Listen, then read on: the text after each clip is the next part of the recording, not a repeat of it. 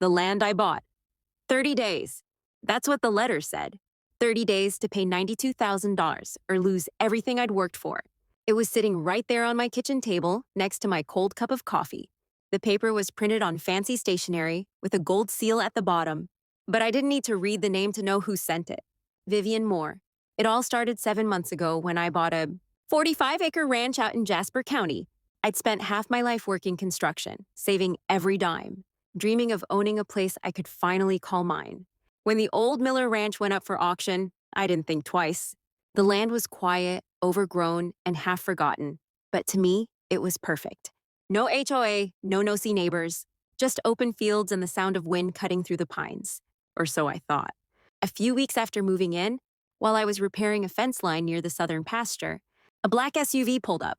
Out stepped a woman in high heels and sunglasses big enough to hide behind. She introduced herself as Vivian, president of the Meadow Hills Homeowners Association. Now Meadow Hills was a fancy housing development 10 miles east of my ranch. I'd driven by once white fences, perfect lawns, every mailbox painted the same shade of beige. The kind of place where folks paid monthly fees just to be told their grass was too long. Vivian smiled that plastic smile and said, "Mr. Dalton, your property falls under the Meadow Hills HOA boundaries. We'll need to discuss your dues and compliance." I laughed. Thought she was joking, but she wasn't. She handed me a folder full of guidelines.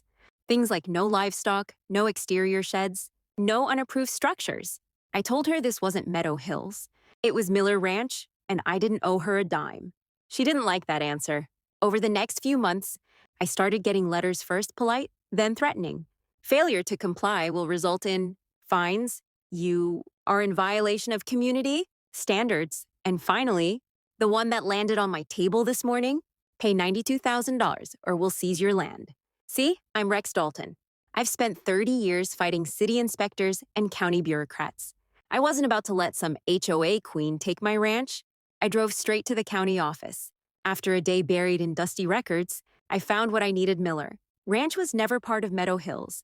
Vivian had expanded her HOA map illegally, hoping to rope in nearby properties and collect more fees. When I showed the clerk the proof, he just shook his head. "She's done this before," he said. "Most folks just pay her to avoid trouble. But I'm not most folks." That evening, I parked my truck outside the Meadow Hills clubhouse. Vivian was hosting one of her community socials. Music, champagne, laughter, the whole deal. When I walked in, silence followed me like a shadow. I laid the county map right on her table. "You've been trespassing," I said. "Next time you send me a letter, it'll be my lawyer."